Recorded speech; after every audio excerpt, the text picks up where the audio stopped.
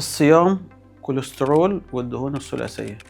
ناس كتير تعمل تحاليل قبل رمضان تلاقي الكوليسترول عالي والدهون الثلاثية عالية، تدخل رمضان وهي قلقانة يا ترى الصيام هيظبط الأرقام دي ولا ممكن يزودها.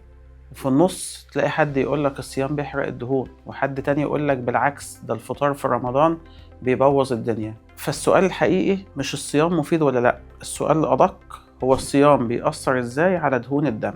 الدين الإسلامي معلمش الإنسان يعيش تحت ضغط مستمر ولا علمه يزود على احتياجاته، بالعكس علمه إن القوة في التوازن وإن الجسد أمانة لازم تدار بحكمة. وحبيبنا المصطفى صلى الله عليه وسلم قال: المؤمن القوي خير وأحب إلى الله من المؤمن الضعيف. والقوة هنا مش عضلاته بس، هو كمان إن الجسم يكون شغال بكفاءة، الدم نظيف، دورة دموية مرتاحة، ومفيش دهون زيادة بتضغط على الشرايين. الصيام في جوهره تدريب على الإدارة مش على الحرمان، تدريب إنك تمسك نفسك قبل ما تندفع على الأكل وتفهم إمتى الجسم محتاج وإمتى مجرد تعود. ولما الصيام يتحول لسلوك واعي بعد الأذان مش اندفاع، الجسم يبدأ يقوى من جوه. الكوليسترول والدهون الثلاثية ما تبقاش نتيجة حتمية، تبقى حالة قابلة للتعديل. يعني إيه كوليسترول ودهون ثلاثية؟ مبدئيا هما الاتنين دهون في الدم بس دورهم مختلف تماما. كوليسترول مادة أساسية الجسم محتاجها عشان يبني الخلايا ويصنع الهرمونات وعشان الأعصاب تشتغل كويس، يعني في كوليسترول نافع ومهم. المشكلة مش في وجوده، المشكلة لما يعلى عن الحد الطبيعي، ساعتها يبدأ يترسب في الأوعية الدموية ويعمل ضغط على الشرايين. أما الدهون الثلاثية فدي شكل تخزين للطاقة، الجسم بيحول ليها السكر والنشويات الزايدة عن احتياجه.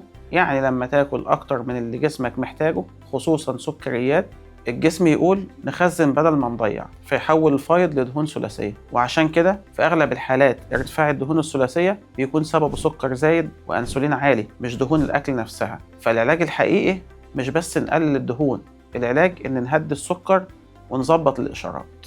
طيب هو الصيام يعمل إيه لدهون الدم؟ أثناء الصيام الأنسولين بيقل والجسم بيبدأ يعتمد على الدهون كمصدر للطاقة، وده بيخلي الدهون الثلاثية بتقل بالتدريج والكوليسترول الضار بيتحسن. بس التأثير ده مش تلقائي، الصيام بيدي الفرصة، لكن اللي بيحصل بعد الأذان هو اللي بيحدد النتيجة. امتى الصيام يبوظ دهون الدم؟ لما الصيام يبقى حرمان طول اليوم وتعويض تقيل بالليل، فطار مليان مقليات وسمن وحلويات وعصاير ونشويات كتير، ساعتها الجسم بيحول الفايض مباشرة لدهون ثلاثية والكوليسترول يطلع.